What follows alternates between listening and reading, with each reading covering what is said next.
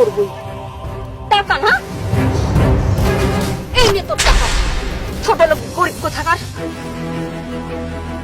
Madam, টাকাটা দিতে অনেক কষ্ট হয়ে গেল, তাই না? এই নিন, আমার পরিশ্রমের টাকাটা আপনিই রাখুন। আর দাঁড়ান, এই 500 টাকা রাখুন। বাজারে যাবেন, একটা শিক্ষামূলক বই কিনবেন এবং পড়ে শিখবেন যে কিভাবে মানুষের সাথে ভদ্রভাবে কথা বলতে হয় আর মানুষের সাথে ভদ্রভাবে ব্যবহার করতে হয়। আর তার আগে রাস্তায় কখনো নামবেন না। যান।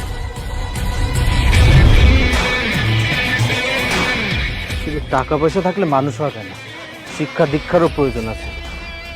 অহংকারী মানুষ।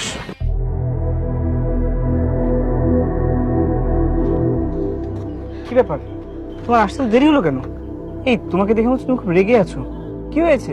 আর বলো না, আজকে আবার ওই ছোট লোকের বাচ্চাটার সাথে দেখা হয়ে গিয়েছে। আমি তো ওর রিক্সাতে করেই আসলাম। প্রথমে তো বুঝতেই পারিনি, পরে দেখলাম ওটা ওরই রিক্সা ছিল। জানো, আজকে আমাকে জানা তাই বলে অপমান করেছে। আবার আমার হাতে কিছু টাকা দিয়ে বলে কি বাজার থেকে কিছু বই কিনে শিক্ষা অর্জন করতে। ওর কত বড় সাহস, আমাকে এইভাবে অপমান করলো। কি বলছো?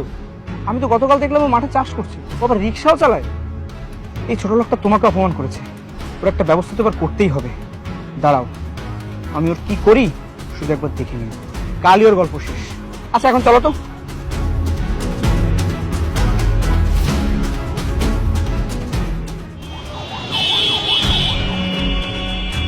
কই তোমার সে রিক্সাওয়ালা কই? তুমি তো বলেছিল রিক্সা চালায়। এই স্ট্যান্ডেও খুঁজলাম, রাস্তায় খুঁজলাম, কোথাও তো পেলাম না। সেটাই তো দেখছি, কিন্তু সত্যি ও রিক্সা চালায়। আমি ওর রিক্সাতেই এসেছিলাম। আচ্ছা বাদ দাও, খুব ক্ষুধা পেয়েছে, চলো রেস্টুরেন্টে গিয়ে কিছু খাই।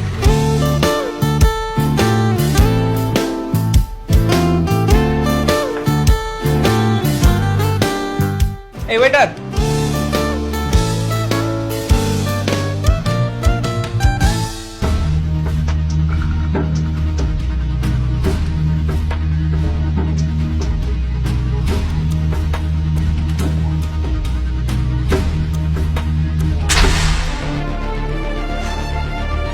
তুই তুই এখানে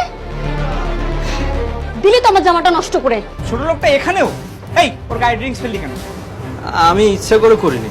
ইচ্ছে করে ফেলেনি মানে? তুই ইচ্ছা করে ফেলেছিস। ওর ড্রেসটা নষ্ট করলি কেন? এই ছোট লোক কোথাকার, করিস তুই সামান্য ওয়েটারের কাজ, আবার নাকি রিক্সাও চালাস। তোর এত বড় বড় কথা আসে কোথা থেকে? তোর জামা কাপড় দেখলে তো বোঝা যায় গরিব ছোট লোক কোথাকার।